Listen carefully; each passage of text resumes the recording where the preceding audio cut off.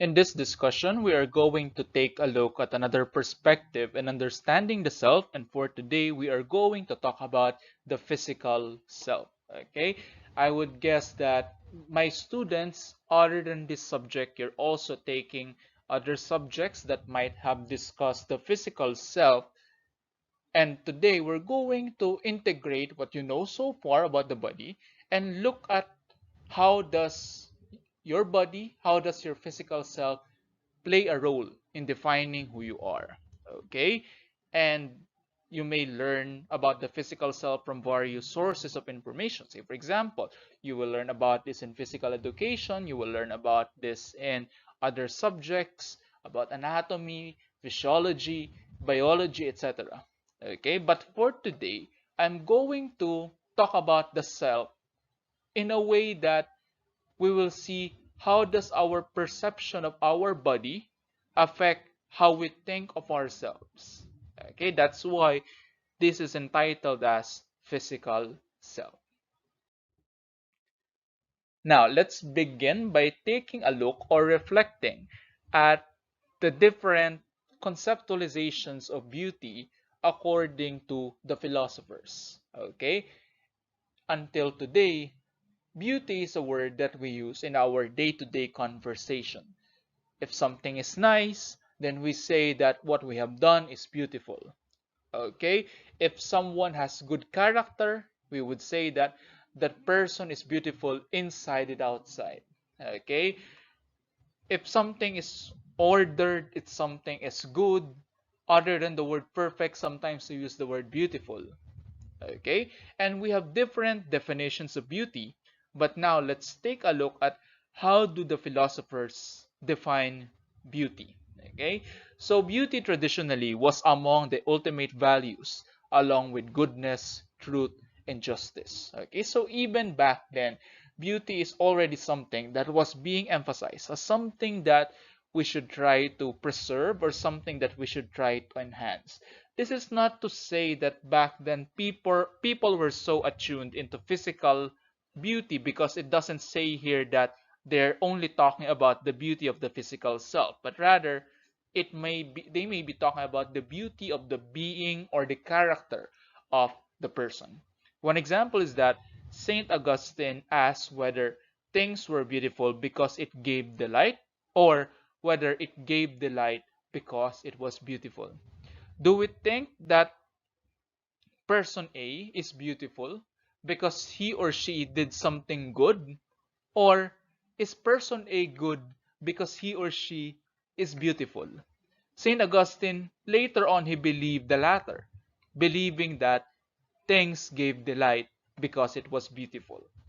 Hence, by saying this, it's like he is also saying that things are not inherently delightful, but rather things are inherently beautiful.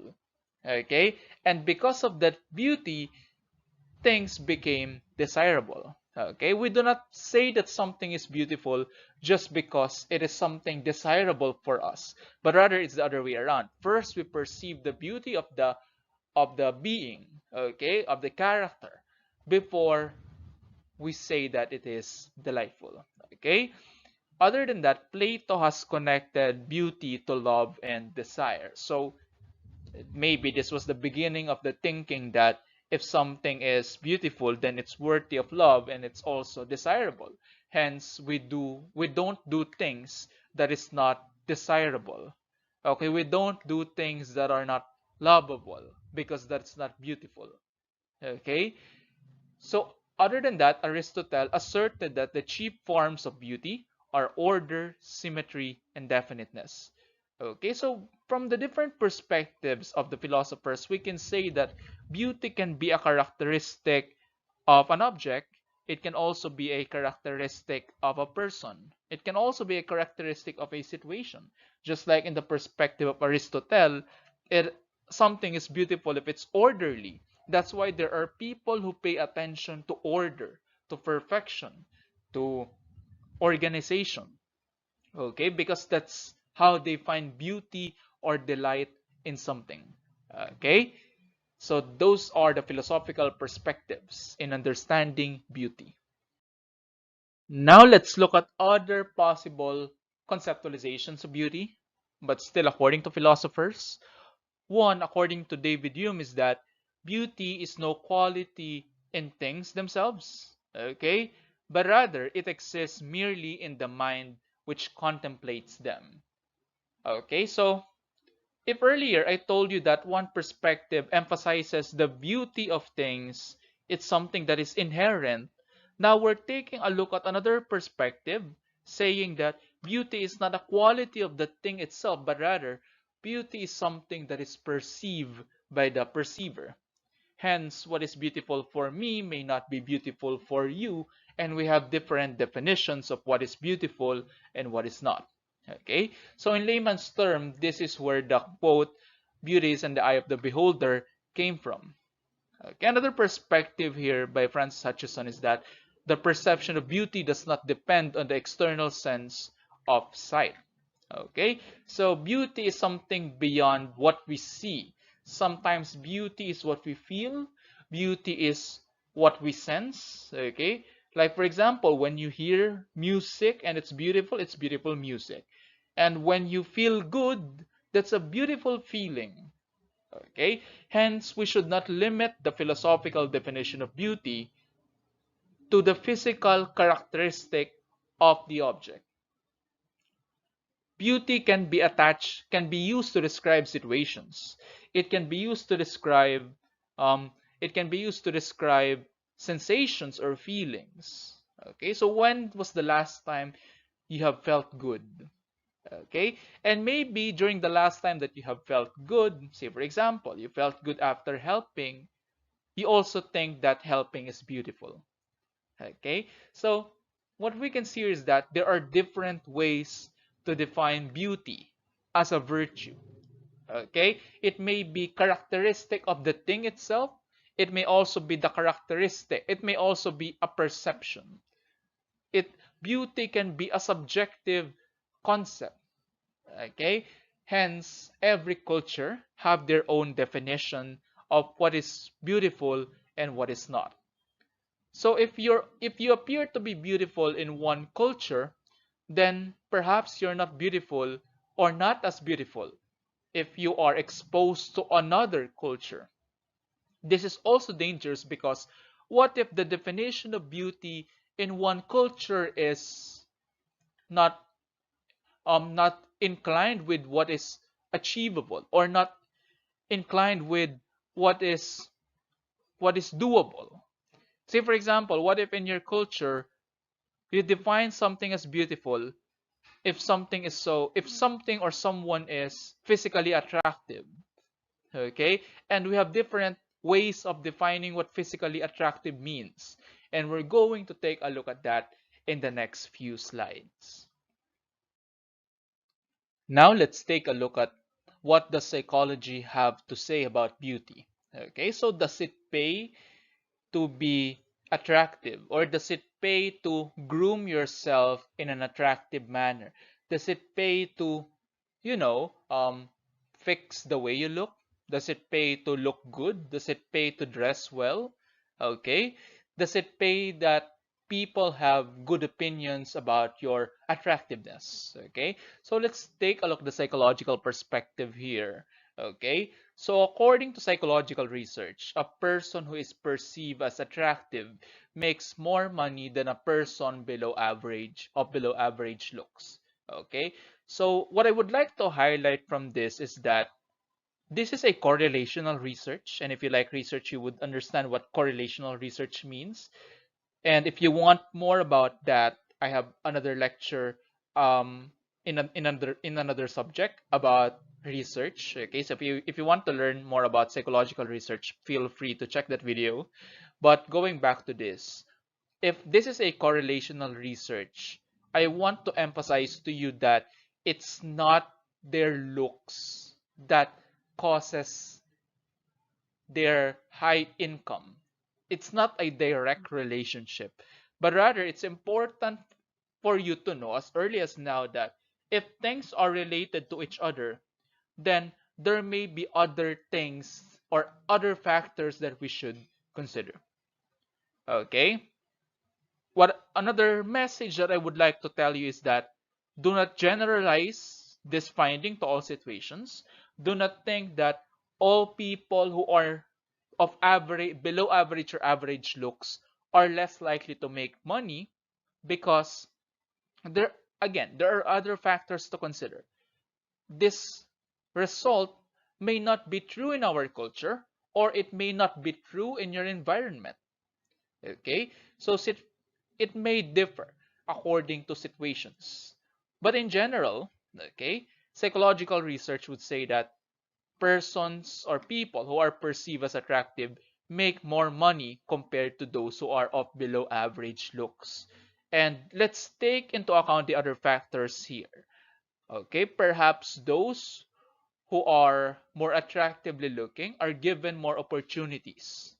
Okay, maybe other people perceive that if someone is attractive, then he or she is more likely to be talented as well. Okay, that's an issue for another day. That's why we emphasize as psychology professionals that we must not just look at the physical attractiveness of the person, but we should assess the other skills of the individual. Okay?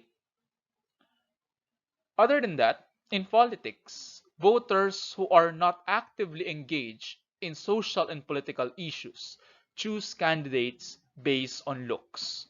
And we know that this happens a lot. Okay, typically, when voters do not have an idea about politics, or they don't know much, they're not political literate, then they're going to select someone who is physically attractive. Okay, that's why we are drawn to people who have good charisma, who communicate well, who are well groomed, because these are our different standards of being attractive. Okay, so what I would like you, the message I want you to receive is this. Okay, try to present yourself in a manner that will help you advance your career. Okay, sometimes that can be as little as show of being presentable in your initial job interview, or becoming more confident about the way that you deliver yourself, or simply um fixing wearing the right clothes, or being presentable. That helps a lot. Okay, because believe it or not, okay, if we are perceived as attractive, opportunities may come along the way, and we are not conscious about it all the time. Okay, that does not happen all the time, but it's good that with these research results, you know that being prepared, being physically attractive, or being someone who shows good skills, someone who is confident, it pays. Okay, when you are when eventually in your career. So why does that happen? It's because we have this psychological phenomenon known as the halo effect. Okay? And when does halo effect phenomenon, when do we observe this phenomenon? Typically, this happens when we try to evaluate individuals. Okay, and by definition, the halo effect is the tendency of people to rate attractive individuals more favorably for their personality traits or characteristics compared to those who are less attractive. Here's another way to think of it. So if someone is physically attractive, then you jump to conclusions that he or she is also smart, he or she is also skilled, or he or she is also capable. Okay, he or she may be the perfect candidate. Imagine you were able to jump to that conclusion just because of physical looks. Okay, and not all people are conscious about this. That's why we encourage students to make yourselves presentable when you apply for a job. Make yourself look confident.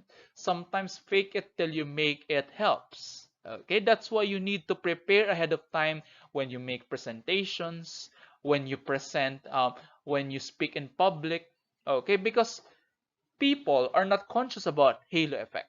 Okay, and sometimes if someone wants to persuade us, then they make themselves look presentable so that we will jump to the conclusion that this person also knows what he or she is talking about. Okay? The other side of the equation is what we call the horn effect or the devil effect. Okay? And when we say that there is such thing as devil effect, we give low ratings to a person just because of one negative attribute.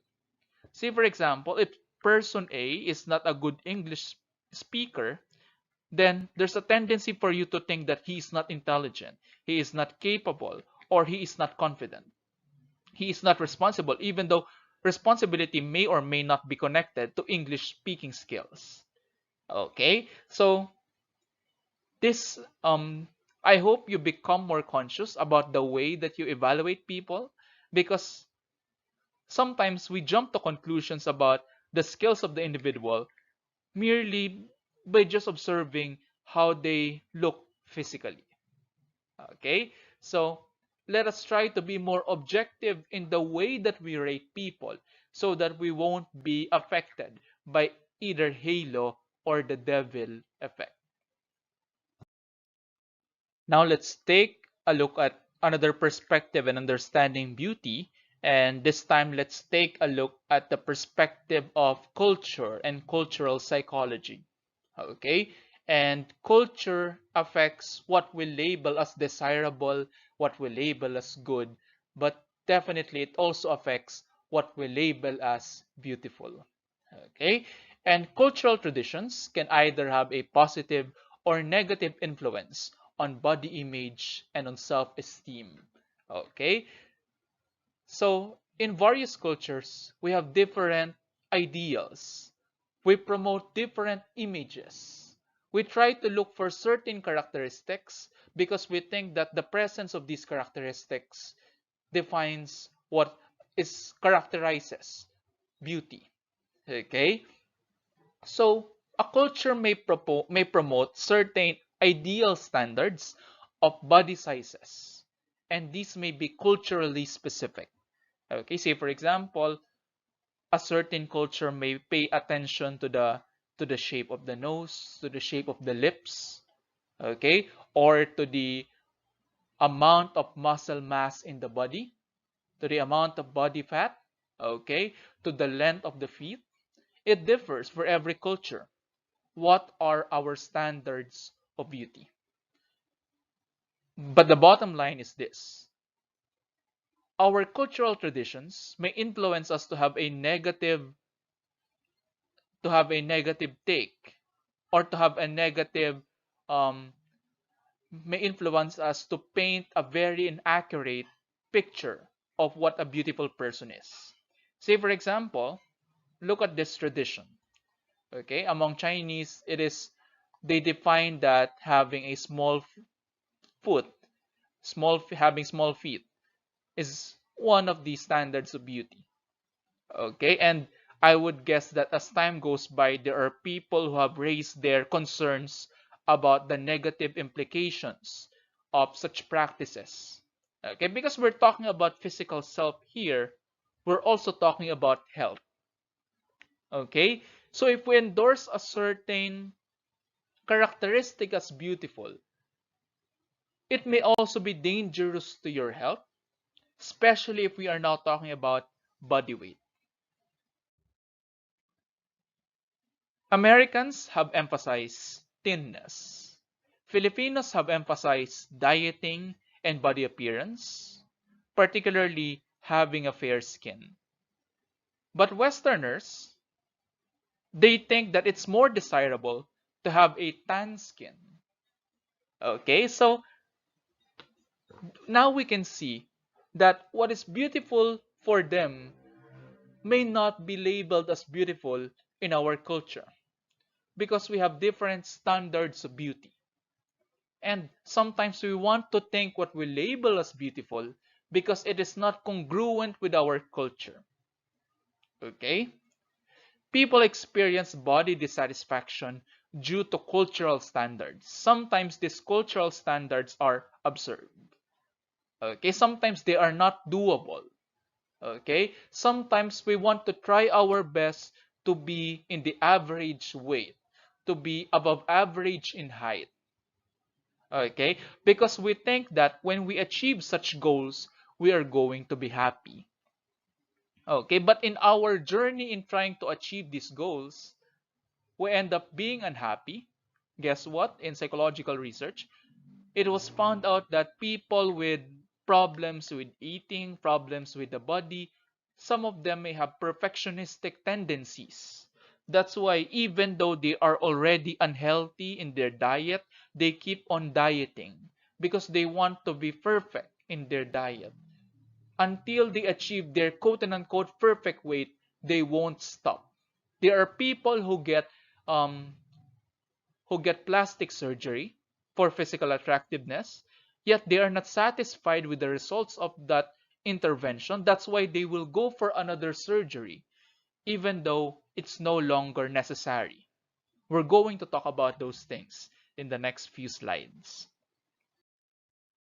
As part of our subject in understanding the self, and as a psychology professional, I have incorporated mental health and mental illness in understanding the self. Hence, I'm going to talk about some psychological disturbances that will help you understand the experiences of other people, especially those who suffer from such disturbances. But it doesn't mean that after listening to this lecture that you will have the right or you will have the right skill to diagnose yourself, because only mental health professionals, psychologists and psychiatrists can diagnose. Okay, so this lecture is not made for self-diagnosis. Okay, the first disorder that I want to talk about in relation to physical self is the body dysmorphic disorder. And when we say that a person has body dysmorphic disorder, he or she may suffer from what we call imagined ugliness, or a preoccupation with some imagined defect in appearance by someone who actually looks reasonably normal. So imagine looking at someone who doesn't look ugly, someone who looks normal. However, in his or her perception, he thinks that he is ugly, hence he's going to do something about his imagined ugliness. Okay? And that imagined ugliness is not even objective ugliness, but rather it is subjective. Okay? It may come from previous experiences wherein that person may have been bullied, that he was ugly, even though he's not. He may have been exposed to social media or to videos, to other people who post in the internet saying that if you have a certain characteristic, you're ugly. That's why we want to guide people in their definition of what is beautiful. Okay? So people with imagined ugliness may do something with their perceived defects. And sometimes their strategies are not so healthy.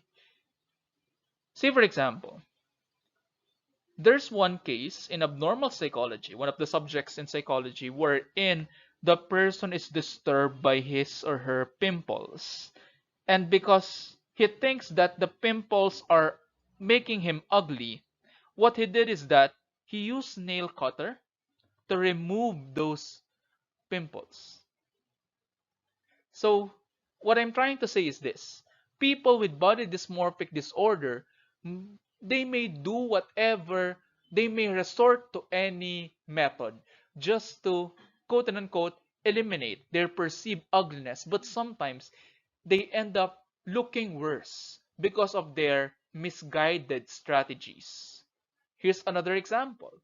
In another book in abnormal psychology, there was one case wherein it was highlighted the person has fats in the sides of the body, in the sides of the stomach, in the sides of the tummy.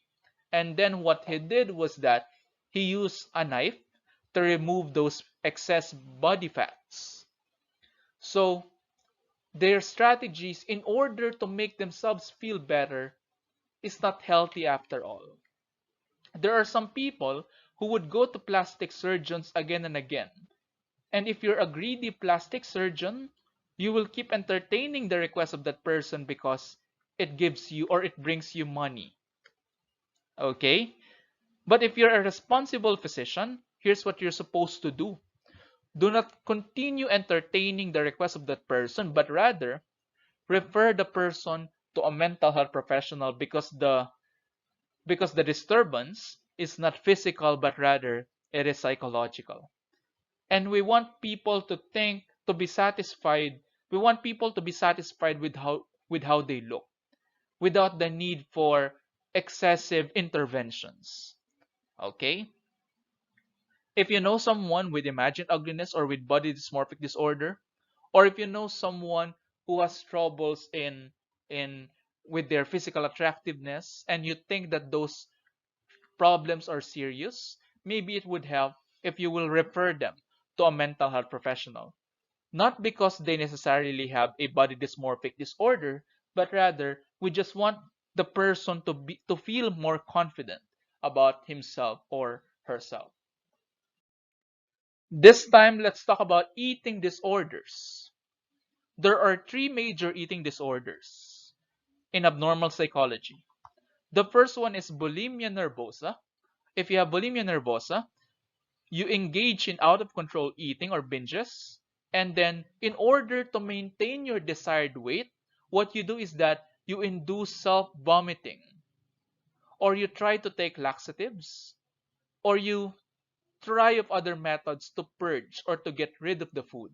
Hence, even though they eat a lot of food, they stay in their desired shape. Okay? That's not healthy because eventually, just think of the nutrition that this person is taking in. He or she will not have enough macro or micronutrients because this person is purging. How is he supposed to eat healthily or to get the right nutrients if he or she is continually purging? The situation is worse among those with anorexia nervosa.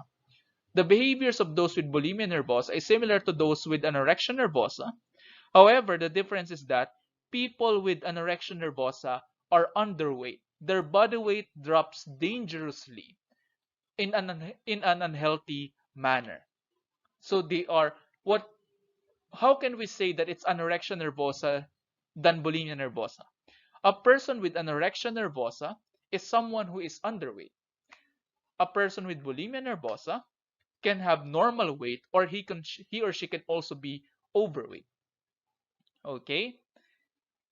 A person with anorexia nervosa may try his or her best to continue being underweight because that's what's perfect, quote and unquote, perfect for him or her. And guess what? A lot of people are committing suicide or are hurting themselves because of eating disorders. That's why we should pay more attention to mental health, because this is not just about body weight and eating, this is also about being satisfied with how you look. Some people may have binge eating disorders, or they may binge repeatedly, and they find it distressing. They feel guilty about their binges, but they need help in controlling their eating behavior. Okay, because they are not they don't have the right psychosocial skills to simply stop the binge eating behavior. Hence, we should refer them to mental health professionals. Okay, they may need counseling or other types of intervention for them to get better. Okay, to end this lecture, let me speak about the various sources of an eating disorder. So there are biological, psychological, and social influences. Different mental disorders are not just psychological, they're also biological. Okay? People with eating disorder may have inherited vulnerability, meaning their parents may also have suffered from psychological stress. Their parents may also have suffered from psychological disturbances. And if you have a parent who is vulnerable to psychological disturbances, then you're also more likely to be vulnerable to such disturbances. Okay? Other than that, they may also have, let's also consider the psychological factors. Okay, what if this person is suffering from another disorder? Say, for example, he is prone to anxiety or depression, and those disorders may be connected to his or her anxiety about weight or weight gain. Okay? So their way of dealing with their anxiety is by restricting their food intake. There are also social influence. Like, what if in their family or in their country, there's a desire to be thin or sometimes pressure to be thin? Okay? And these different factors, all of them predict restrictions in eating. And eventually, if they are continuous, you will eventually develop eating disorders. They can be anorexia or bulimia. Okay? And earlier I described to you the differences between these. Okay? The difference is that those with bulimia nervosa, their behavior is composed of binging, purging to reduce the anxiety. Okay? To feel good about their weight, they binge it or they eat a lot and then they purge. On the other hand, those with anorexia nervosa, they may also binge purge, but some of them, they don't binge, but rather they engage in continued restriction.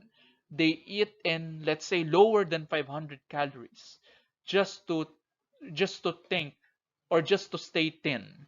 And their way of reducing their anxiety is unhealthy.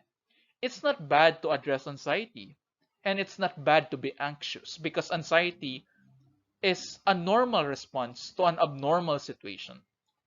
But sometimes our strategy of dealing with anxiety is not healthy for us, both physically and mentally. So I hope, my students, you don't have any problems when it comes to body weight, you don't have any problems when it comes to eating. And this is not to say that I don't want you to engage in proper diet, but rather I want you to diet or I want you to stay healthy, not because not because you want to conform to the society, but rather I want you to stay healthy physically and mentally for the sake of good health.